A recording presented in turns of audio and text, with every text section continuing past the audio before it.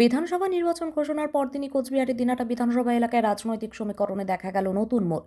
BJP প্রার্থী ঘোষণার মাত্র একদিনের মধ্যেই 4 বিজেপি কর্মী তৃণমূল কংগ্রেসে যোগ দিলেন। রবিবার বিধানসভা নির্বাচনের দিন ঘোষণা হওয়ার পরই 144টি আসনে প্রার্থী তালিকা প্রকাশ করে এগিয়ে যায় বিজেপি। সেই তালিকায় কোচবিহারের দিনহাটা 7 নম্বর বিধানসভা কেন্দ্র থেকে প্রার্থী করা হয় অজয় রায়কে। এরপর সোমবার দিনহাটা এলাকার চৌধুরীহাটি বিজেপির 4 কর্মী তৃণমূল কংগ্রেসে যোগ দেন। তাদের মধ্যে রয়েছেন রাখালচন্দ্র বর্মন ও সুশান্ত সরকার সহ মোট 4 জন বিজেপি কর্মী। দলীয় পতাকা হাতে নিয়ে তার আনুষ্ঠানিকভাবে তৃণমূলে যোগ দেন।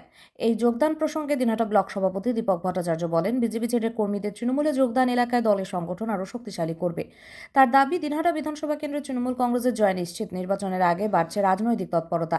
বিধানসভা নির্বাচন যত এগিয়ে আসছে ততই রাজ্যের বিভিন্ন এলাকায় দল বদল এবং রাজনৈতিক তৎপরতা বাড়ছে।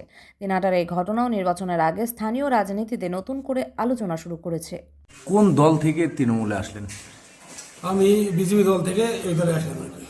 গতকাল প্রার্থী ঘোষণা হয়েছে আপনাদের, হঠাৎ আজ এই ধরনের সিদ্ধান্ত কেন? তো গতকাল প্রার্থী ঘোষণা হয়েছে কিনা সেটা আমি সঠিক জানি না, এবং শুধু মোবাইলে একবার দেখেছিলাম। আর ওইসব বিষয়ে আমার বিশেষ কিছু বলার নাই। ঠিক আছে, আমি রাজনীতি থেকে একদম বিরত আছি।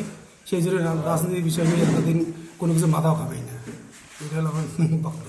হঠাৎ করে নির্বাচনের আগে আবার কেন রাজনীতি করা শখ হলো? না, রাজনীতি করার সব না। ঠিক আছে, আমার বন্ধু দীপক ভট্টাচার্য, ঠিক আছে, ওনার কথা মতো, ওনার কথা আমি ফেলতে না পেরে আজকে এই দলে যোগ দিলাম। আপনার নাম? আমি রাখালচন্দ্র বর্মন। বাড়ি কোথায়? বাড়ি চৌধুরীহাট। কোন বুথের?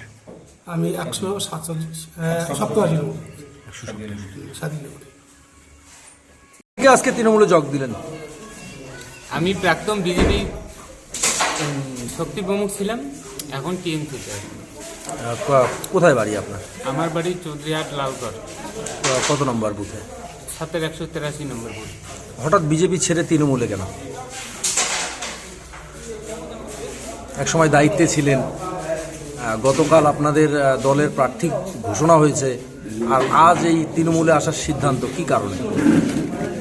কারণ আমার গ্রামের যে পঞ্চায়েত আছে, আমাদের সমিতিটা, আমি চাই যে আমার সঙ্গে থেকে কিছু কাজ করার জন্য, কিছু উন্নয়ন করার জন্য।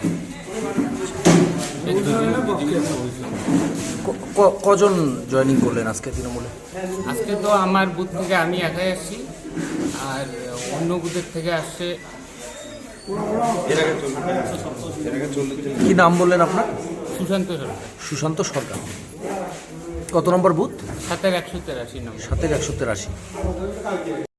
গতকাল বিজেপির প্রার্থীপদ ঘোষণা হয়েছে, আর আজ বিজেপি থেকে তৃণমূল কংগ্রেসে যোগদান, কিভাবে দেখছেন? বিজেপির প্রার্থী কে ঘোষণা হলো কি হলো না, এটা নিয়ে আমাদের কোনো যায় আসে না। আমি প্রথমেই বলবো যে রাখাল বর্মন, ও একটা সময় খুব সক্রিয়ভাবে বিজেপির সঙ্গে যুক্ত ছিল। শুধু যুক্ত থাকাই নয়, বলতে গেলে ওই 187 নম্বর বুথ, তার লাগোয়া যে বুথটা, সেই বুথের একটা বড় অংশের সঙ্গে তার প্রতিনিয়ত একটা যোগাযোগ। এবং আমরা ওই বুথ দুটোতেই গত 2 নির্বাচনে আমরা খুব একটা সুবিধা করে উঠতে পারছিলাম না। আজকে রাখাল বর্মন তৃণমূল কংগ্রেসে যোগদান করাতে আমরা নিঃসন্দেহে বুথ দুটোতে শক্তিশালী হব। এর প্রভাব বিধানসভা নির্বাচনে অবশ্যই পড়বে। আর বিজেপির প্রার্থী, যাকে বিজেপি প্রার্থী করেছে, সেটা আলাদা রাজনৈতিক দল, তাদের ব্যক্তিগত ব্যাপার, সেটা তাদের দলের ব্যাপার, সেটা নিয়ে আমাদের কাছে বলা নেই। তবে আমরা এইটুকু বলতে পারি যে বিজেপির যিনি প্রার্থী হয়েছে তার সেরকম গ্রহণযোগ্যতা বা পরিচিতি দিনহাটা বিধানসভা কেন্দ্রে আছে বলে আমরা মনে করি না। সেই ক্ষেত্রে একটা শক্তমক্ত প্রার্থী হলে যে একটা লড়াইয়ের একটা যে জায়গা তৈরি হয়, সেরকম কিছু আমরা পাচ্ছি না। এটা নিয়ে আমাদের সত্যি কি আমাদের কর্মীরাও যে মানসিক অবস্থা নিয়েছিল যে ভালো একটা লড়াই হবে, সেখান থেকে যেন কোথাও দেখা যাচ্ছে যে প্রার্থী দুর্বল হওয়ার কারণে লড়াইয়ের ময়দানটা প্রায় এক পেশে লড়াই হবে। এখানে আমাদের ওই প্রার্থী নিয়ে আমাদের কোনো বক্তব্য নেই।